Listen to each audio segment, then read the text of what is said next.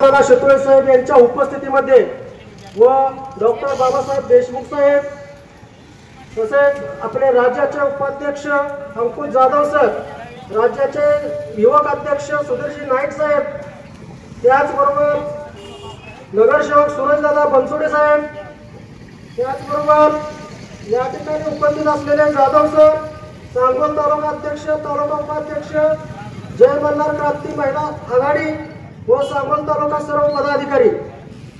या ठिकाणी जनसंवाद यात्रा ही कोल्हापूर जिल्ह्यातून सुरुवात झालेली आहे। याचा राज्यभर ती जनसंवाद यात्रा चालणार आहे। या जनसंवाद यात्रेच्या माध्यमातून रामोशी समाजाच्या काही अडीअडचणी, रामोशी समाजावर होणारा अन्याय याच्या संदर्भात न्याय देण्यासाठी किंवा याला वाचा फोडण्यासाठी ही जनसंवाद यात्रा या ठिकाणी सांगोला शहरामध्ये आली आहे। त्या यात्रेचं सर्वप्रथम आपण टाळ्याच्या गजरामध्ये स्वागत करावं। भारताला स्वातंत्र्य मिळवून देण्यासाठी इंग्रजांविरुद्ध लढणारे भारतातील पहिले राजे कोण असतील तर आद्य क्रांतीवीर राजे उमाजी नाईक हे आहेत। ब्रिटिशां विरोधात 16 वर्ष ब्रिटिशांना सळो पळून जाणारे राजे आद्य क्रांतीवीर राजे उमाजी नाईक हे रामोशी समाजाचा एक धन्यवाद होता। त्याचबरोबर मी तुम्हाला या ठिकाणी सांगेन, या देशामध्ये अनेक राजे सम्राट महर्षी झाले, कोण कसे झाले, पण या भारत मातेला स्वातंत्र्य मिळवून देण्यासाठी प्रथम आद्य क्रांतीचे रूप पाहणारे फक्त नरवीर राजे उमाजी नाईक होते। राजांच्या या एक इंग्रज अधिकारी म्हणतो मॅकंटस नावाचा, उमाजी राजांपुढे छत्रपती शिवाजी महाराजांचं आदर्श होते, आदर्श ठेवून ते काम करत होते। इंग्रजांनी उमाजी राजांना पकडण्यासाठी एक मसुदा काढला, जाहीरनामा काढला। त्या जाहीरनाम्यामध्ये सांगितलं जो कोण उमाजी नाईकांना पकडून देईल त्याला 10,000 रुपये रोख आणि त्यावेळी 400 बिघी जमीन असा त्यांनी जाहीरनामा काढला। पण इंग्रज अधिकाऱ्याच्या जाहीरनाम्यावरती उमाजी नाईक थांबले नाहीत। आपल्या राजाने पण जाहीरनामा काढला, इंग्रज अधिकारी कोणताही असो तो पुढे दिसेल त्याचं मुंडकं कत्तल केलं जाईल। आपल्या सैन्याचं मुंडकं एक कत्तल केलं तर 5 मुंडकी घेणारी औलाद ही रामोशाची होती। त्याचं नाव आद्य क्रांतीवीर राजे उमाजी नाईक होते। मी तुम्हाला या ठिकाणी एवढंच सांगेन, इंग्रज दिसले की त्यांना ठार मारावा हा फतवा आद्य क्रांतीवीर राजे उमाजी नाईक यांनी काढलेला होता। तुम्हाला जाता जाता एवढंच सांगतो की आपण राजांची वंशज आहे, आपण आपला समाज आणि आपण एकत्रित राहिलं पाहिजे। आपला नेता खमके आहे, आपला माणूस खमके आहे, कुठेही अन्याय हो द्या काय हो द्या आपला दौलतनाथ शेतोळे साहेब तिथं हजर असतो। तुम्हाला या ठिकाणी सांगतो की बाबा आपल्या नेत्याच्या पाठीमागे, आपल्या दैवताच्या पाठीमागे तुम्ही खंबीरपणे उभा राहा। येणारे सगळे दिवस आपले आणि तुमचे असतील। याचबरोबर तुम्हाला सांगतो या जिल्ह्यातील संघटन बांधणीचा कार्यक्रम पण आहे, त्या जनसंवाद यात्रेच्या माध्यमातून या ठिकाणी होणार आहे। यानंतर काही निवडी पण होणार आहेत। थोड्या वेळात कार्यक्रम उरकायचा आहे, ऊन खूप पडलंय, तुम्ही उन्हात बसलाय त्याची जाणीव आहे आम्हाला। त्याचबरोबर जनसंवाद यात्रेमधून जे काय तुम्हाला हे करणार आहेत मार्गदर्शन मला तुम्हाला बोलतील। मी एवढे बोलून माझे थांबवतो। जय हिंद, जय मल्हार, जय राजे उमाजी। छत्रपती शिवाजी महाराज की आद्य क्रांती राजे उमाजी नाईकांचा, डॉक्टर बाबासाहेब आंबेडकरांचा। आज या आद्य क्रांती राजे उमाजी नाईक यांच्या जयंतीच्या निमित्तानं व जय मल्हार क्रांती संघटना संवाद यात्रेच्या निमित्तानं व्यासपीठावर या तालुक्याचे विद्यमान आमदार शहाजीबापू पाटील, बाबासाहेब देशमुख ज्यांनी अतिशय बॅटिंग या ठिकाणी केली आणि ज्या ठिकाणी म्हणजे खऱ्या अर्थानं अशी लोक पण महत्वाची पाहिजेत आणि तोंडावर बोलणारे पाहिजेत। विद्यमान आमदार या ठिकाणी असताना पहिल्या आमदारांचं गुणगान पण केलं आणि नंतर बाकी दुसरं केलं। म्हणजे असे बनसोडे भाऊ, आमचे सर्वांचे बहुजन समाजाचे नेते, सर्वच व्यासपीठ आणि समोर बसलेले माझ्या माता भगिनी, हा कार्यक्रम ज्यांनी आयोजित केला, दत्ताभाऊ असन, संतोष असन, सर्वच या तालुक्यातले नेते, या व्यासपीठावर व इतर जे दत्ताभाऊ असतील किंवा हे सर्व जय मल्हार क्रांती संघटनेचे पदाधिकारी आणि जे या ठिकाणी नाही ते उमेश आसन किंवा शाजा आसन किंवा अनेक जे गट या ठिकाणी 2-4 गट तयार झाले, त्या गटाचे सर्व पदाधिकारी तीही माझेच कार्यकर्ते आहेत. पण तालुक्यामध्ये मध्यंतरी काही गोष्टींमुळं थोडा वाद झाल्यामुळं त्या ठिकाणी आता ती एकत्र येऊ शकत नाहीत. एकत्र येऊ शकत नाही म्हणजे कुठे पाकिस्तान बॉर्डरला गेलेले नाहीत कुणी, इथंच सांगोला तालुक्यात. पण एक गट बापून का गेला, एक गट नेत्यान का गेला आणि एक गट ह्या नेत्यान का गेला. याच पीठावर 2 नेते आहेत, त्यांना काहीतरी वेळ नसेल म्हणून ते आले नाहीत. याच पीठावर तिघ पण तुम्ही एकत्र येतात, पण समाज म्हणून काही एकत्र माझ्या सगळ्या नेत्यांना एकत्र येऊ शकले नाही, त्याबद्दल थोडी खंत आहे.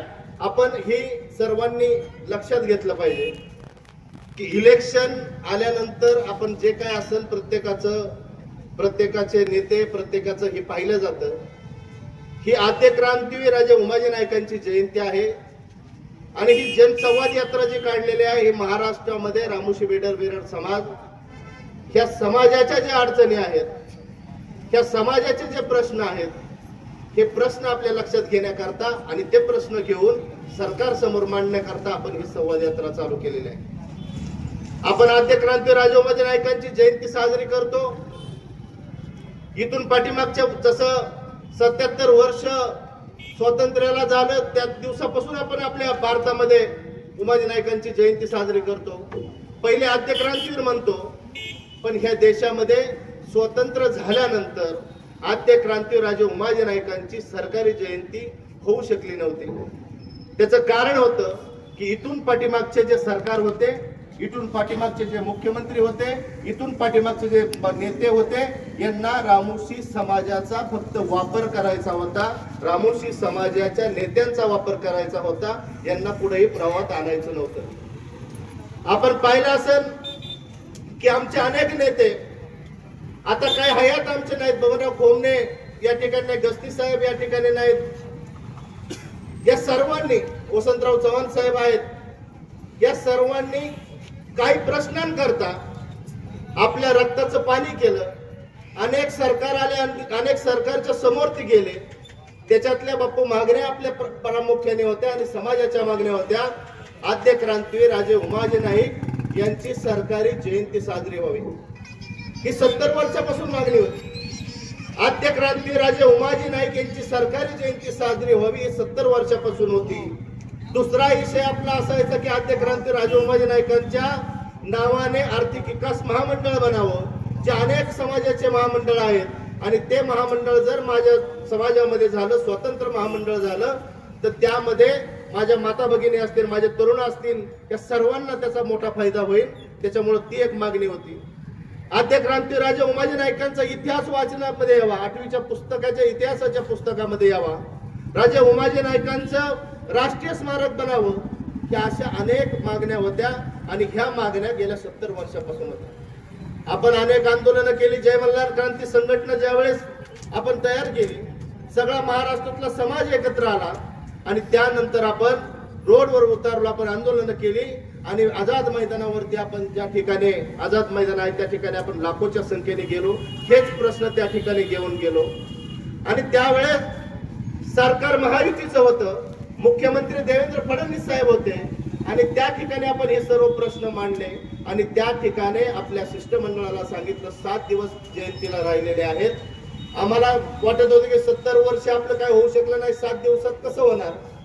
पण या महाराष्ट्राच्या मुख्यमंत्र्यांनी आपल्याला ज्यावेळेस आपण प्रश्न समोर मांडले, त्यांनी सांगितलं की 7 दिवसाच्या आतमध्ये जी.आर. निघन आणि आद्य क्रांतीवीर उमाजी नायकांची सरकारी जयंती दिल्ली पासून गल्लीपर्यंत त्या ठिकाणी जयंती होईल आणि 7 दिवसाच्या आत जी.आर. निघला आणि आद्य क्रांती राजे उमाजी नायकांची सरकारी जयंती साजरी झाली. आपण आज ही जी साजरी जयंती करत आहे ते महायुतीचं सरकारचं श्रेय आहे, आदरणीय देवेंद्रजींचं श्रेय आहे. याच्यामध्ये सगळ्या मागण्या मी सांगितलेल्या सगळ्या मागण्या आपल्या पूर्ण झाल्या. महामंडळाची आपली मागणी होती. महामंडळाची मागणी गेल्या वर्षी महामंडळ झालं. 6 महिन्यापूर्वी आता 50 कोटी रुपये बनसोडे साहेब आपल्या महामंडळाकरता वर्ग झालं.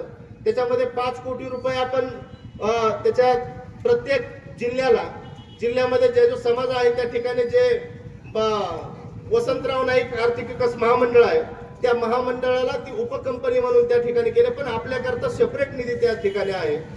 आपल्याला अडचण एक आहे की गेल्या 6 महिन्यापासून आपण प्रत्येक ठिकाणी आपण पत्रकार परिषद घेतोय, प्रत्येक ठिकाणी सांगतोय, समाजाला सांगतोय की आर्थिक विकास महामंडळाकरता आता आपल्याला त्या ठिकाणी आपल्याला पैसे मिळतात. मग लाख रुपये त्या ठिकाणी मिळतात, 5 लाख मिळतात, 10 लाख मिळतात, 50 लाख मिळतात. ज्याच्या त्याच्या कॅपॅसिटी प्रमाणे त्या ठिकाणी आर्थिक विकास महामंडळामध्ये आपल्याला त्या ठिकाणी प्रकरण करून मिळत आहे. त्याच्यातले अनेक 100-200 लोकांचे आता त्या ठिकाणी प्रकरण झालेले आहेत. पण महाराष्ट्रामध्ये जर 200 लोकांचे प्रकरण झाले आणि 70 लाख समाज जर बापू आहे तर त्याचं कारण आता आपण फिरल्यानंतर आपल्या लक्षात येतंय की बऱ्याच ठिकाणी बऱ्याच समाजामध्ये 10%, 5% समाजाला फक्त जातीचे दाखले आहेत आणि रामोशी बेडर बेरड समाजाकरता सेपरेट महामंडळ आहे. त्यामुळं जातीच्या दाखल्यांचा सगळ्यात मोठा प्रश्न या ठिकाणी आपल्या समोर आता आहे. याच्यामध्ये अडचण काहीच नाही बापू. आपण जर ठरवलं आणि इथल्या तहसीलदारांना आणि प्रांताला आपण सांगितलं एक कॅम्प लावला, प्रत्येक गावातून रामोशी समाजाच्या ज्या ज्या अडचणी असतात मग जातीचा दाखला असेल किंवा रेशनिंग कार्ड असेल किंवा आधार कार्ड असेल, घरकुलाचे कुठले विषय असतील किंवा जमिनींचे कुठले विषय असतील, हे सर्व एका पटलावरती आणून त्या ठिकाणी तहसीलदार, तुम्ही, मी, बाबासाहेब सर्वच त्या ठिकाणी आपण सर्व एकत्र येऊन त्या ठिकाणी आपण तो प्रश्न एका दिवसाच्या आतमध्ये तो प्रश्न सुटू शकतो. आपल्याला 50, 55, 60 वर्षाचा जो पुरावा लागतो तर तो जो पुरावा लागतो त्याची सुद्धा आपल्याला याच्याकरता काही गरज पडणार नाही असं मला वाटतंय. कारण आपण आता मागणी केलेली आहे मुख्यमंत्री साहेबांना आणि देवेंद्रजींना की जे शाळेच्या दाखल्यावरती रामोशी हे नाव जर असेल तर त्या शाळेच्या दाखल्याच्या याच्यावरती सुद्धा आम्हाला त्याच्यावरती मिळावं. त्याच्यावरती विचार चालू आहे. त्याच्यावरती जे काय मीटिंग लावून आपली शिष्टमंडळाची मीटिंग लावून त्या ठिकाणी होणार आहे. आपण त्याच्यामध्ये बापू लक्ष घालावं अशी आपल्याला विनंती करतो. आपण सरकारमधले आमदार आहे आणि धडाडीचे आमदार म्हणण्यापेक्षा धडाधडीचे आमदार आहे तुम्ही. त्यामुळं तुम्ही रामोशी समाजाची जबाबदारी महाराष्ट्राची न घेता तुमच्या तालुक्याची जबाबदारी घ्या बापू आणि लवकरात लवकर त्या ठिकाणी आपण कॅम्प लावावा. कॅम्प लावण्याकरता संतोष आणि सर्वच टीम उमेश बिमेश जेवढी आपली सर्व जे आहे त्या सगळ्यांनी एकत्र येऊन तो कॅम्प लावून आपल्या समाजाला त्या ठिकाणी एका पटलावरती आणा आणि ते कॅम्प लावून आपल्या समाजाला ज्या ज्या गोष्टी लागतात ते पूर्ण करा. महामंडळामध्ये 50 कोटी रुपये 70 लाख आपला समाज आहे, 50 कोटी रुपये बापू आपल्याला पुरत नाही. 500 कोटी रुपये आपण परत मागितले, त्याच्यावरती देवेंद्रजींनी सही केली. मुख्यमंत्र्यांसमोर, अजितदादांसमोर आता ते जाऊन कॅबिनेटला घेऊन ती होऊ शकतं त्याच्या बऱ्यापैकी. म्हणजे आता देवेंद्रजींनी त्याच्यावरती सही केलेली आहे. त्यामुळं ती काम होईन असं आम्हाला पण खात्री आहे. दुसरा विषय चित्रपटाचा तर बनसोडे साहेबांनी सांगितलं. बनसोडे साहेब त्याच्यामध्ये देवेंद्र फडणवीसने त्या ठिकाणी रिकमेंड केलेले आहेत. 2 जे मेन जे डायरेक्टर आहेत आपल्या याच्यामधले मुंबईमधले त्यांना रिकमेंड केलेलं आहे की त्याच्यामध्ये आपण लक्ष घालून त्याची जी स्क्रिप्ट आहे तयार करून उमाजी नायकांचा चित्रपट तयार करावा. त्याच्याकरता 10 कोटी रुपये सरकार त्या ठिकाणी देणार आहे. अनेक गोष्टी आपल्या आहेत. वतनांचा विषय असेल, अनेक विषय असेल, आपण सर्व मार्गे लावताना आपण सर्वजण एकत्र येऊन मार्गे लावलेला आहे. पहिला आपल्याला जर एखादा विषय आपल्याला जर हे करायचा असेल तर तुम्हाला एखाद्या आमदारांपर्यंत जावं लागायचं, एखाद्या नेत्यापर्यंत जावं लागायचं, सरपंचापर्यंत जावं लागायचं आणि सरपंच त्या ठिकाणी काही गोष्टी आपल्या ऐकत नव्हत्या. आपल्या पार्टीचं नाही, आपला हे नाही. पण आता तुम्ही डायरेक्ट दौलतनाना शितोळेला फोन करताय. ते डायरेक्ट देवेंद्र फडणवीसला बोलू शकतात, मुख्यमंत्र्यांना बोलू शकतात. तेवढी ताकद आपल्या सर्वांच्या आशीर्वादाने, आपल्या सर्वांच्या ताकदीने मला त्या ठिकाणी आपण सर्वांनी दिलेलं आहे. आपली ताकद खूप मोठी आहे. पण आपल्याला आता परत एकदा इसर पडलेला आहे. आपण 15 वर्ष लागले खऱ्या अर्थाने सांगोल्यामध्ये. याच्याकरता मी सांगतो बनसोडे साहेब की 15 वर्ष रात्रीचा दिवस करून आम्ही सर्वांनी ही संघटना उभी केली, समाज एकत्र केला आणि ज्या 70 वर्ष ज्या मागण्या पूर्ण होऊ शकल्या नाही त्या मागण्या पूर्ण करून घेतल्या. पण परत एकदा काही काही तालुक्यामध्ये अशा काही गोष्टी दिसायला लागल्यात. त्यांना सुद्धा मी आवाहन करतो नेत्यांना की आपण समाजाचे हितचिंतक आहेत. समाजाची दिलेली तुम्हाला जबाबदारी आहे. तुम्ही समाजाचे बाप नाही. कुणी नेते जर होत असताना मी जरी उद्या नेता म्हणलो तरी मी समाजाचा बाप नाही, समाजाचा कार्यकर्ता म्हणून मी काम करतो. समाजाने तुमच्यावरती विश्वास टाकलेला आहे. त्या समाजाची गद्दारी, समाजाची बिलकुल काय कुठलंही झालं नाही पाहिजे. इलेक्शन आलं, राजकारण आलं, तुमचा नेता तुम्ही निवडू शकता, तुम्ही तुमच्या पद्धतीने जाऊ शकता. मी ज्यावेळेस माझ्या नेत्यांना वरती, ज्यावेळेस माझ्या सरकार आहे त्या सरकारमध्ये ज्यावेळेस प्रश्न घेऊन जातो आणि त्या ठिकाणी मी एकच फक्त शब्द देतो की रामोशी समाजाकडे धन दौलत काही नाही. रामोशी समाजाकडे आमच्या पूर्वजांनी काही कमवून ठेवलेलं नाही. रामोशी समाजाकडे जे धन होतं, दौलत होती, जे वतनं होती, सगळे आमची गेलेले आहेत. पण आमच्या पूर्वजांनी फक्त एक गोष्ट कमवून ठेवलेली आहे की एखाद्या येण्याला जरी विचारलं हा रामोशी समाजाचा मुलगा आहे तर तो म्हणणार हा इमानदार मुलगा आहे. दिलेल्या शब्दाला जागणारही जात आहे. आपल्या जातीला एकच मोठा पुरस्कार आहे आणि त्या जातीने फक्त एकच तेवढं पाळलेलं आहे आणि हेच आपल्याकरता शेवटचा विषय होणार आहे. शेवट खूप मोठा आपला चांगला होणार आहे. म्हणून आपल्या जातीप्रमाणे जे आपल्याला जे लेबल दिलेलं आहे इमानदारीचं, त्या इमानदारीप्रमाणे आपण उभं राहा. आपल्याला ज्यांनी दिलंय, आपण ज्याच्या पाठीमागे चाललोय, ज्यांनी आपल्याकरता केलंय त्याच्याकरता आपण करायला पाहिजे, 100% करायला पाहिजे. आपली जात अशी आहे, इमानदारीची इमानदारी आणि गद्दारांची गद्दारी आपण केली पाहिजे. इथून पुढच्या काळामध्ये आपल्याला सर्वांना विनंती आहे की आपण हे सर्व करत असताना आपण जे जे नेते या तालुक्यामध्ये आहेत, आपण प्रत्येकाने उमेश आसन, बाकीचे सगळे मंडळी असतील त्यांच्याकडे जाऊन बसून संतोष माझं जमत नाही किंवा हे होत नाही तसं चालणार नाही. एक आठवड्याच्या आतमध्ये मी स्वतः परत येतोय, तालुक्याची मीटिंग लावून त्याच्यामध्ये एका पटलावरती परत आपण सर्वजण एकत्र आणू असं या ठिकाणी सांगतो. तुमच्या ज्या ज्या नेत्यांच्या याच्यामध्ये आपण गेलाय ती नेते एकत्र येऊ शकतात, तुम्ही मात्र एकत्र येऊ शकत नाही. त्यामुळे आपण ती खंत व्यक्त या ठिकाणी मी आपल्या समोर करतो. मी बापूंना आणि या ठिकाणी नेत्यांना या ठिकाणी सांगतो की रामोशी समाजाला इथून पुढच्या काळामध्ये आपल्याला रामोशी समाजाची गरज आहे. रामोशी समाजाचं 1 मतदान आहे. या ठिकाणी 22,000 काहीतरी मतदान, 22,400 काहीतरी आपला आता सर्वे आपण केलं. 22,400 मतदान रामोशी समाजाचं आहे. रामोशी समाजामध्ये आम्हाला आता इथून पुढच्या काळामध्ये बापू जो आमच्या करता करणार आहे, जो आम्हाला देणार आहे त्याच्या पाठीमागे आम्ही जाणार आहे असं आपल्या सर्वांच्या तोंडावरती मी या ठिकाणी सांगतो. आम्हाला तुमची धन दौलत काय नको, आम्हाला सुद्धा लोकप्रतिनिधी होण्याची आमची दानत आहे, आमच्यात ताकद आहे. रामोशांनी किल्ले सांभाळले, रामोशांनी महाराष्ट्र सांभाळला, रामोशांनी देश सांभाळला. निदान रामोशी जिल्हा परिषद परत एक सदस्य जर झाला तर जिल्हा परिषद गट सांभाळू शकतो.